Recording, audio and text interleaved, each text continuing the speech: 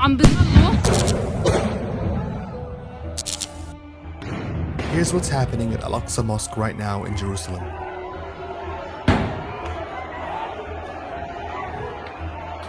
Hundreds of Palestinian worshippers have been tear-gassed, attacked with rubber-coated steel bullets, and arrested by Israeli forces, who stormed the holy mosque during prayer times in an attempt to clear the compound.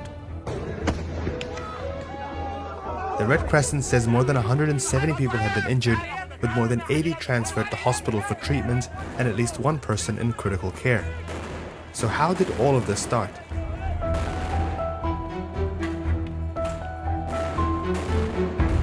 The city has been on edge all week over the imminent eviction of 6 Palestinian families from their homes in the neighborhood of Sheikh Jarrah. For days, activists gathered to protest a court-ordered removal of the families and replacing them with Israeli settlers who had filed legal claims over the land. Israeli police shut down the protests and arrested dozens of activists, eventually blockading the entire neighborhood to prevent any public gatherings. On Friday, hundreds of thousands of Muslims from across Palestinian areas traveled to pray at Al-Aqsa Mosque, marking the final week of the holy month of Ramadan. Following the prayers, some worshippers began chanting in support of Sheikh Jarrah through the streets of the old city. Israeli police responded quickly, violently dispersing crowds that included women and children with sound grenades and rubber-coated steel bullets.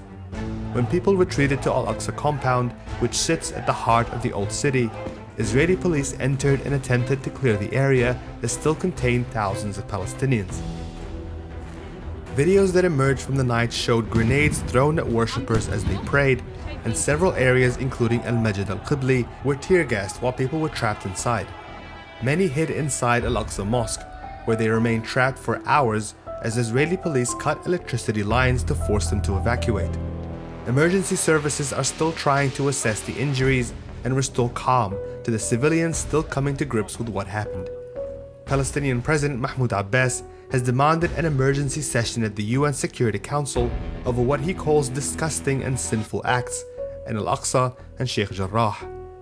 Palestinian civil society has called for a day of anger on Saturday in response to an unprecedented crackdown at one of the holiest sites of Islam during its holiest month.